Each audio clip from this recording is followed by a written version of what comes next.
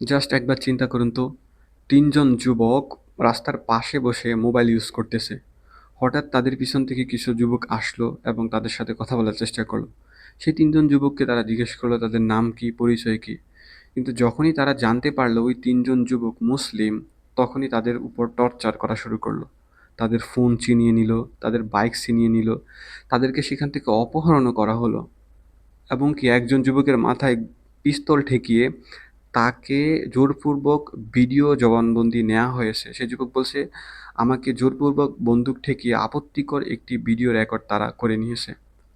এখন অনেকে হয়তোবা ধারণা করতে পারছেন যে এই ধরনের ঘটনা আসলে কোথায় ঘটতে পারে। জি, ভারতে। ভারতে বর্তমানে পশ্চিমবঙ্গের মুখ্যমন্ত্রী আপনারা জানেন যে শুভেন্দু অধিকারী। তিনি জয়ের পর থেকেই সেই ভারতের পশ্চিমবঙ্গে মুসলমানদের উপর এক প্রকার অত্যাচার শুরু হয়ে গেছে।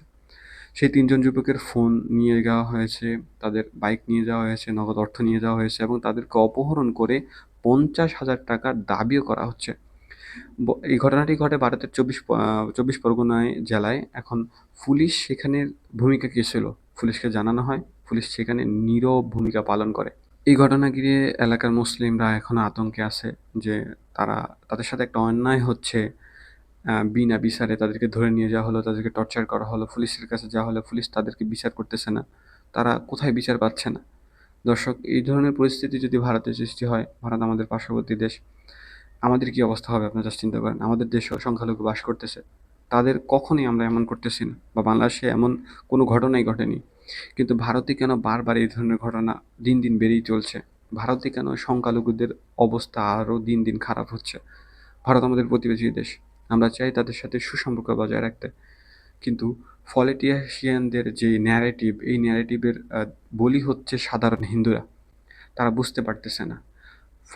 পলিটিশিয়ানরা, মিডিয়া, তারপর আপনার কি বলে মুভি, এসবের মাধ্যমে সাধারণ হিন্দুদের মধ্যে একটা উগ্রবাদী চেতনা ঢুকিয়ে দিয়েছে, যার কারণে সাধারণ হিন্দুরা না বুঝে মুসলমানদের উপর অত্যাচার শুরু করেছে।